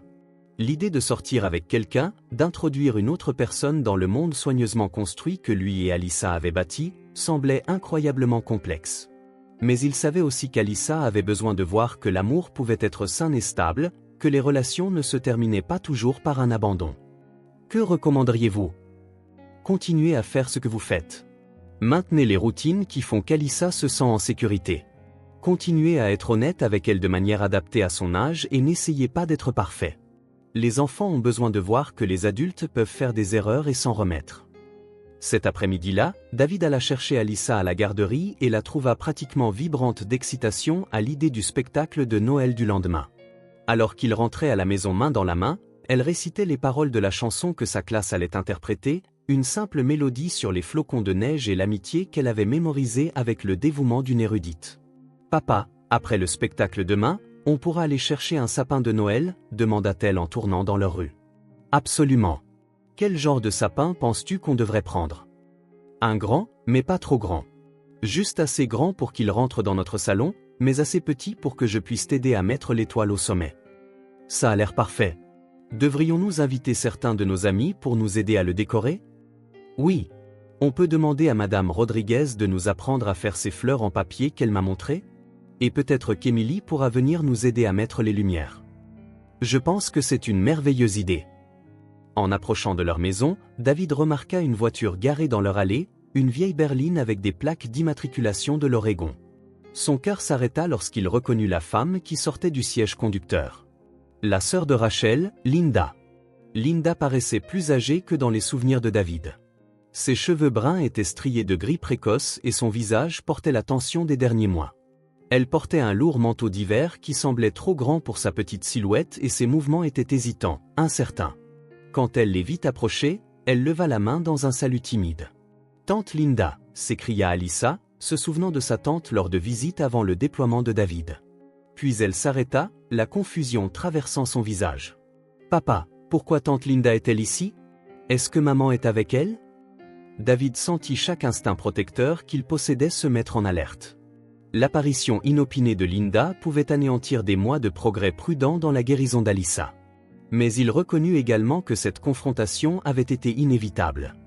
Linda était la personne qui avait déposé la plainte auprès des services de protection de l'enfance, et elle était aussi le seul lien qu'ils avaient avec l'état actuel de Rachel. « Allons voir de quoi tante Linda veut nous parler », dit David avec précaution, gardant sa voix calme pour le bien d'Alyssa, tandis que son esprit parcourait les scénarios et les réponses possibles.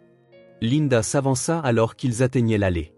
Ses yeux étaient fixés sur Alyssa avec une expression d'émerveillement et de soulagement. « Oh mon Dieu, Alyssa, regarde comme tu as grandi.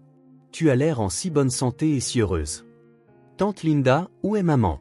demanda directement Alyssa avec la curiosité franche d'un enfant qui avait appris que les adultes avaient parfois des informations importantes qu'il hésitait à partager. Le visage de Linda se contracta légèrement et David vit des larmes menacées au coin de ses yeux. « Maman est toujours malade, mon cœur. Elle reçoit de l'aide de médecins, mais elle n'est pas encore prête à voir qui que ce soit. » David observa attentivement cet échange, prêt à intervenir si la conversation devenait trop accablante pour Alyssa. Mais sa fille semblait accepter cette explication avec la résilience qu'elle avait développée au cours des derniers mois. « Est-ce qu'elle va mieux ?» demanda Alyssa. « Les médecins travaillent très dur pour l'aider à se sentir mieux, » dit Linda, ce que David reconnut comme une réponse diplomatique. « Tante Linda, » dit David, « c'est inattendu. Voudriez-vous entrer et parler ?» Linda hocha la tête avec gratitude. « J'espérais que nous pourrions avoir une conversation. J'ai conduit d'une traite depuis l'Oregon. Et il y a des choses que je dois dire. » Alors qu'il se dirigeait vers la maison, Alyssa sautillant devant pour déverrouiller la porte avec la clé que David lui avait donnée, Linda se tourna vers lui avec une expression de profond regret. « David, je vous dois les plus grandes excuses de ma vie, » dit-elle à voix basse. « Je n'avais aucune idée de ce que je vous avais fait subir jusqu'à ce que les enquêteurs me contactent. Je pensais que vous saviez ce qui s'était passé et que vous étiez peut-être en quelque sorte responsable de l'état de Rachel. J'avais tort sur toute la ligne. » David ressentit un mélange complexe d'émotions, la colère pour les mois d'enquête et d'incertitude que la plainte de Linda avait causé, mais aussi la compréhension qu'elle avait agi par souci pour le bien-être d'Alyssa, même si c'était de manière mal avisée. « Nous parlerons à l'intérieur, » dit-il simplement. Cette arrivée inattendue mettrait à l'épreuve tout ce qu'ils avaient construit ensemble. Mais en regardant le visage confiant de sa fille, il se sentit certain que quels que soient les défis à venir, ils les affronteraient ensemble. Ils avaient survécu à l'abandon, à l'enquête et au long processus de reconstruction de la confiance. Ils pouvaient survivre à cela aussi. À l'intérieur de la maison, ils se tenaient tous les trois dans le salon où David et Alyssa avaient reconstruit leur vie, et le contraste entre le passé et le présent semblait presque écrasant. Le même canapé où Alyssa avait dormi pendant des semaines par peur n'était plus qu'un meuble dans une maison fonctionnelle. La table basse qui avait autrefois contenu des rations de survie de biscuits et de briques de jus affichait maintenant les dernières œuvres d'art d'Alyssa et une petite pile de livres de bibliothèque qu'ils lisaient ensemble chaque soir. Linda observa la scène avec un soulagement évident. La maison propre, les jouets d'enfants organisés dans des bacs, les photos de famille sur la cheminée montrant David et Alyssa lors de diverses activités au cours des derniers mois. Ses épaules semblèrent se détendre légèrement en réalisant que les horreurs qu'elle avait imaginées n'étaient pas présentes dans cette maison chaleureuse et stable. « Tante Linda, tu veux un chocolat chaud ?» demanda Alyssa avec l'hospitalité naturelle d'un enfant qui avait appris que leur maison était un endroit sûr pour accueillir des invités. « Papa m'a appris à le faire avec les petites guimauves. »« J'adore, mon cœur, » dit Linda, la voix chargée d'émotion. Je vais t'aider, dit David, suivant Alyssa dans la cuisine, ne voulant pas la laisser seule avec Linda avant de comprendre le but de cette visite. Pendant qu'Alyssa mesurait soigneusement la poudre de cacao dans des tasses avec la concentration d'un scientifique, David observait Linda à travers l'ouverture de la cuisine. Elle examinait le réfrigérateur, couvert des dessins d'Alyssa, d'annonces de l'école et de photos de leurs activités récentes. Son visage montrait un mélange de soulagement et de profond regret. « Papa » murmura Alyssa. « Pourquoi tante Linda a l'air si triste ?» Parfois, les adultes portent des sentiments lourds qui les font paraître tristes même quand ils sont heureux de voir des gens qu'ils aiment, expliqua doucement David. Je pense que tante Linda s'est beaucoup inquiétée pour toi et maman. Est-ce que je devrais lui donner des guimauves supplémentaires? Les guimauves supplémentaires me font toujours sentir mieux. Je pense que c'est une très bonne idée. Quand ils retournèrent au salon avec des tasses fumantes, Linda s'était installée sur le canapé, les mains jointes sur ses genoux, ressemblant à quelqu'un se préparant à une confession difficile. Alyssa lui tendit la tasse avec une cérémonie soignée, s'assurant que Linda remarquait le généreux tas de guimauves flottant à la surface. « Ce sont les bonnes guimauves », expliqua sérieusement Alyssa. « Les petites ont meilleur goût que les grosses. »« Merci, mon cœur. Ça a l'air parfait. » Linda prit une gorgée et réussit un sourire sincère. « Tu as tout à fait raison. Les petites sont bien meilleures. » David s'assit dans son fauteuil familier, celui où il avait maintenu la veille pendant ses premières semaines difficiles, et attendit. Quoi que Linda soit venue dire, il devait l'entendre avant de décider à quel point Alyssa devait y être exposée. « Alyssa » commença prudemment Linda. « Je dois parler à ton papa de choses d'adultes. Est-ce que ça irait si tu jouais dans ta chambre un petit moment ? On pourra discuter davantage après avoir fini. » Alyssa chercha la confirmation de David, qui hocha la tête. « Prends ton chocolat chaud avec toi, ma princesse. Peut-être que tu pourrais travailler sur ce dessin que tu fais pour le spectacle de demain. » « D'accord. Mais tante Linda, tu dois promettre d'être encore là quand je redescendrai. »« Je le promets, » dit doucement Linda. Une fois qu'ils entendirent les pas d'Alyssa dans les escaliers et le bruit de la porte de sa chambre se fermer, Linda se tourna vers David, des larmes coulant sur son visage. « David, j'ai détruit votre vie, » dit-elle, la voix brisée. « J'ai déposé cette plainte parce que je pensais que vous les aviez abandonnées toutes les deux. Quand Rachel est arrivée chez moi, elle était complètement incohérente. Elle n'arrêtait pas de dire qu'elle avait laissé Alyssa seule, mais elle parlait aussi de votre absence. Et j'ai supposé que vous les aviez quittées ou que vous ne reveniez pas de déploiement. » David sentit la colère qu'il avait réprimée pendant des mois monter en lui.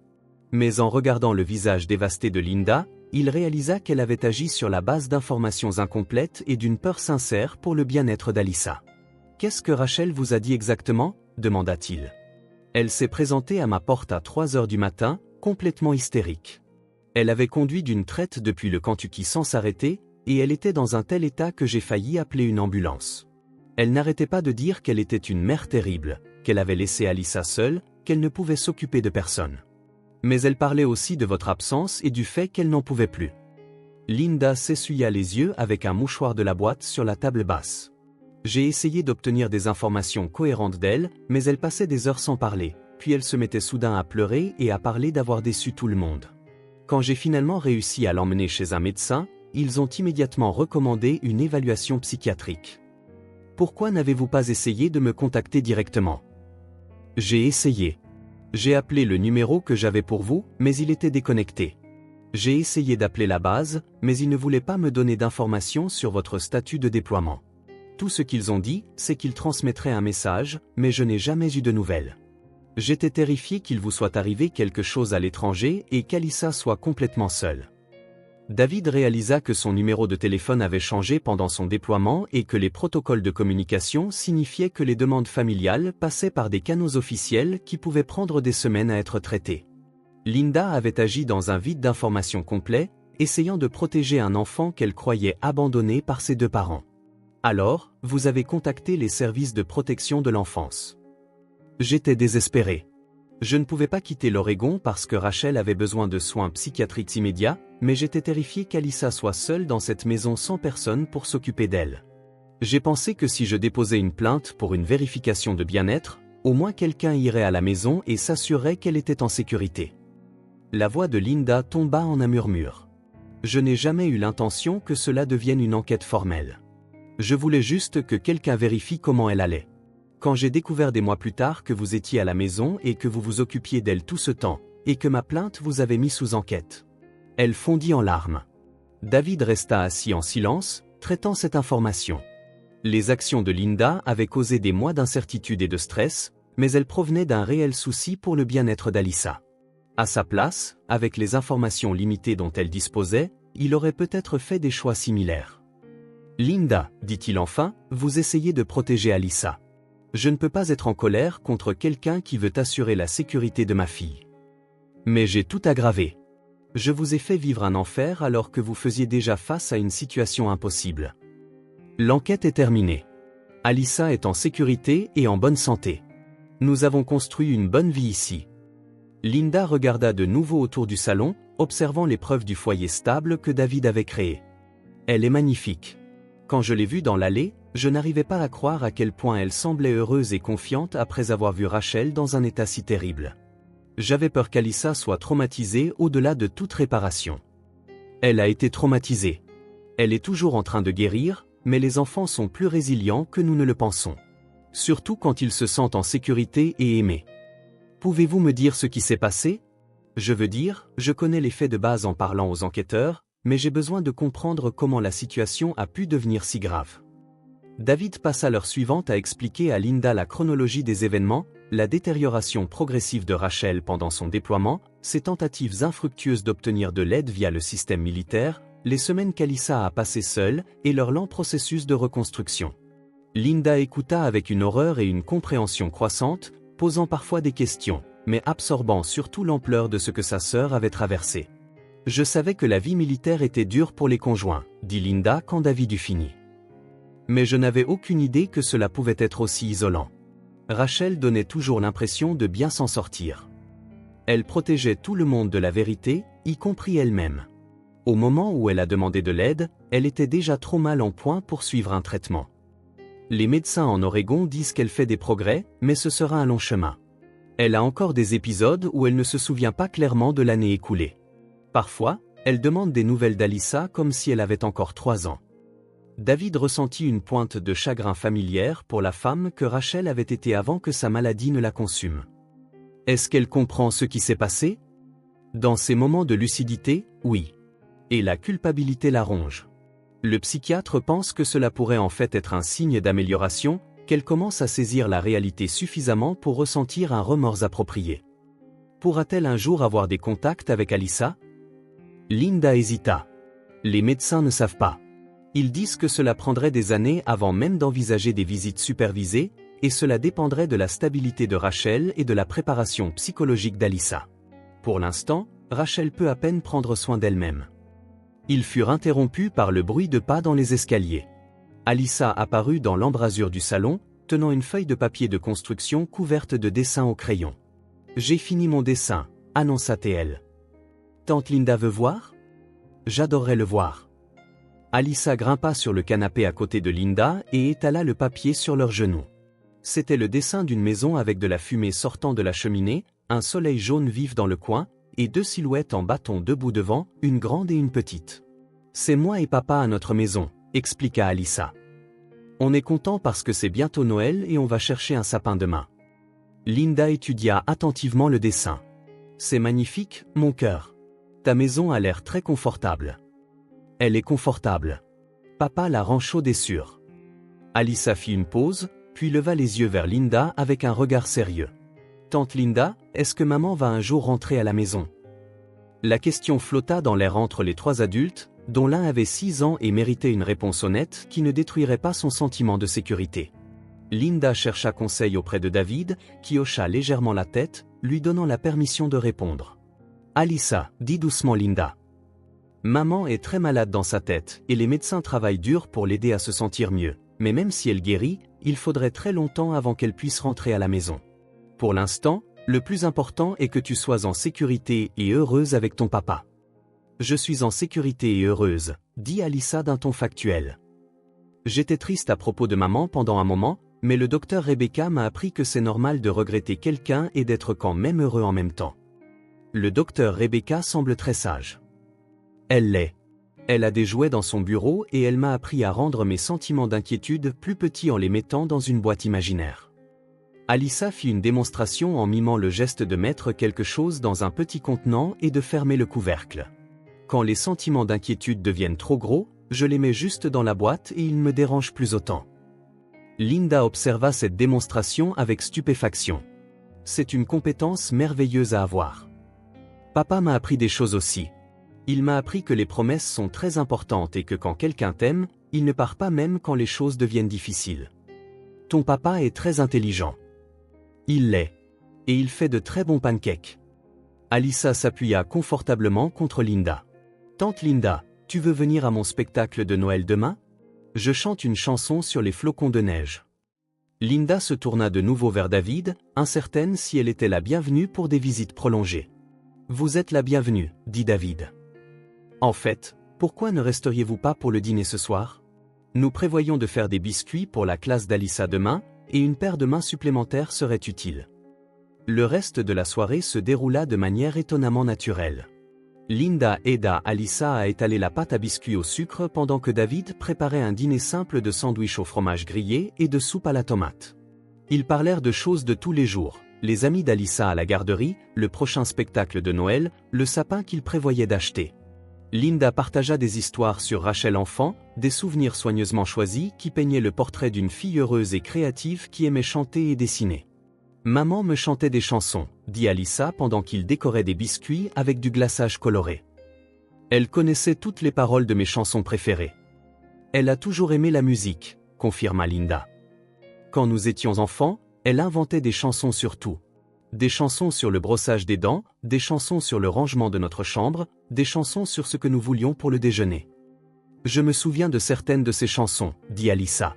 Et puis elle commença à chanter doucement, brosse tes dents, en haut, en bas, tout autour. Fais-les briller, bien blanches.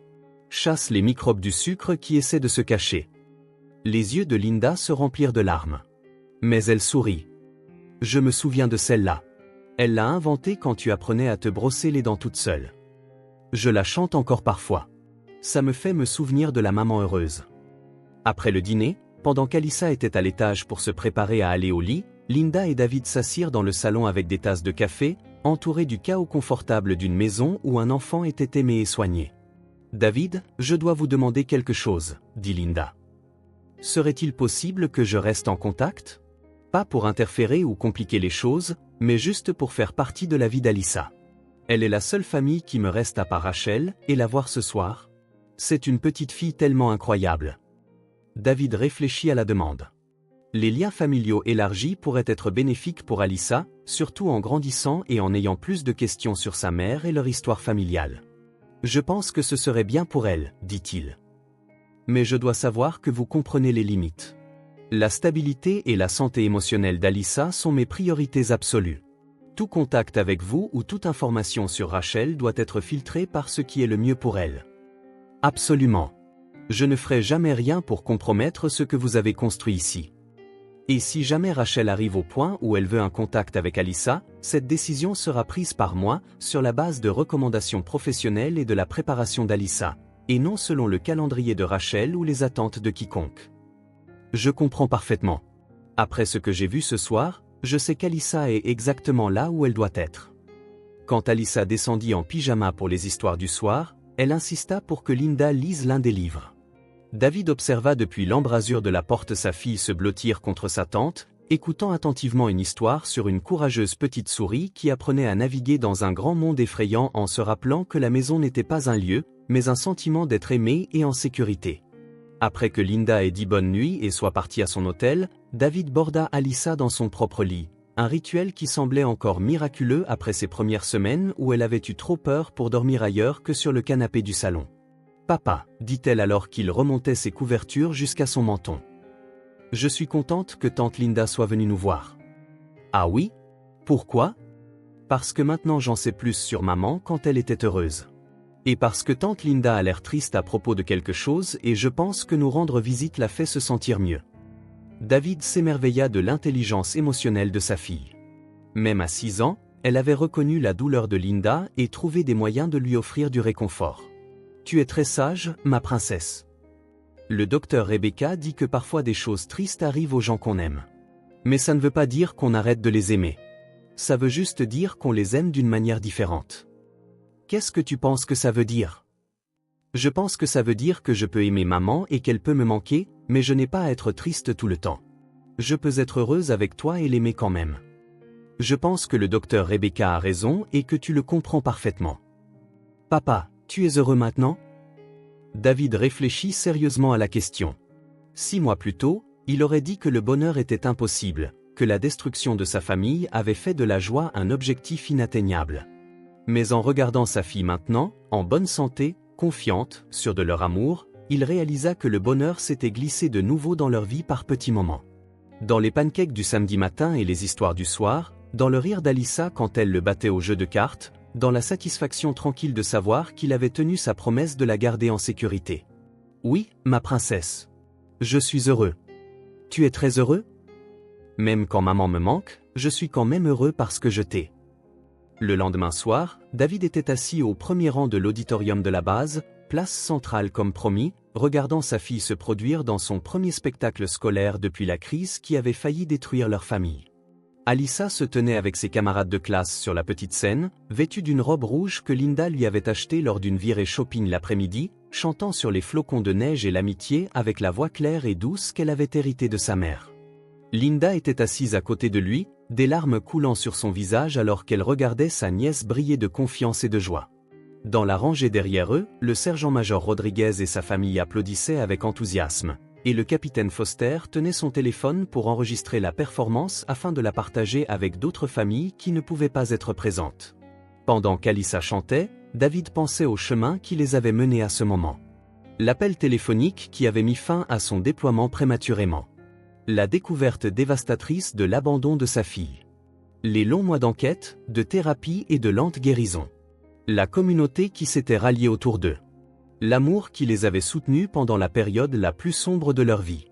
Quand le spectacle se termina et qu'Alyssa courut hors de la scène pour se jeter dans ses bras, David ressentit une complétude qu'il avait cru perdue à jamais. Pas la complétude de sa famille d'origine, qui était partie, brisée par la maladie et des circonstances indépendantes de la volonté de quiconque, mais une nouvelle complétude construite sur les fondations de ce qui restait, son amour pour sa fille, sa confiance en lui, et leur engagement commun à construire une vie ensemble. Tu m'as vu, papa? Tu m'as vu chanter? J'ai vu chaque note, dit David en la faisant tournoyer pendant qu'elle riait. Tu étais absolument parfaite. Je n'avais pas peur du tout. Je savais que tu regardais. Je regarderai toujours, ma princesse. Je serai toujours là. 3 heures plus tard, leur salon était rempli de la lueur chaleureuse des lumières de l'arbre de Noël. Fidèles à leur plan, ils avaient acheté un arbre grand mais pas trop grand. Et avec l'aide de la famille Rodriguez et de Linda, ils avaient passé la soirée à le décorer avec un mélange d'ornements conservés des années précédentes et de nouveaux qu'ils avaient fabriqués ensemble au cours des dernières semaines. Alyssa se tenait sur un tabouret, les mains de David la stabilisant, plaçant soigneusement une étoile argentée au sommet de l'arbre. Quand elle fut satisfaite de sa position, David la descendit et ils reculèrent pour admirer leur travail. « C'est magnifique, dit doucement Linda. « C'est parfait, acquiesça Alyssa. Papa, on peut prendre un chocolat chaud et regarder les lumières? Je pense que c'est une excellente idée. » Alors qu'ils s'installaient dans le salon avec des tasses fumantes, Alyssa blottit entre David et Linda sur le canapé, l'arbre de Noël projetant de douces ombres sur les murs de leur maison. Dehors, la neige commençait à tomber, saupoudrant les fenêtres du 4247, boulevard Screaming Eagle, de la promesse d'un Noël blanc. « Papa, dit Alyssa d'une voix endormie. C'est le plus beau sapin de Noël de tous les temps. Pourquoi ça? Parce que c'est le nôtre.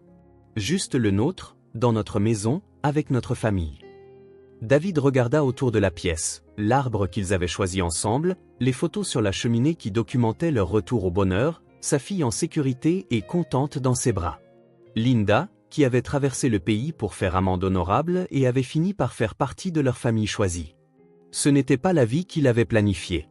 Ce n'était pas la famille avec laquelle il avait commencé, mais c'était la leur, construite sur les cendres de la tragédie par l'amour, la détermination et le simple fait d'être là l'un pour l'autre, chaque jour. « Tu as raison, ma princesse, » dit David en déposant un baiser sur le sommet de sa tête.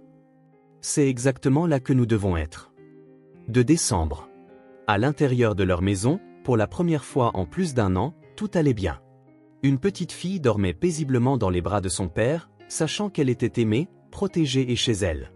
Et dans le calme de ce moment parfait, David Brennan comprit que le véritable héroïsme ne se mesurait pas en médailles ou en citations. Il se mesurait dans des moments comme celui-ci, dans le choix quotidien d'aimer farouchement, de protéger fidèlement et de ne jamais abandonner les personnes qui comptent le plus. La guerre qu'il avait menée à l'étranger était terminée. La guerre qu'il avait menée pour la guérison de sa fille était gagnée. Il ne restait plus que la douce victoire d'une soirée ordinaire dans une vie extraordinaire, remplie du genre de bonheur qui ne vient pas d'obtenir tout ce que l'on veut, mais de chérir tout ce que l'on a. La maison. Ils étaient enfin, complètement, à la maison.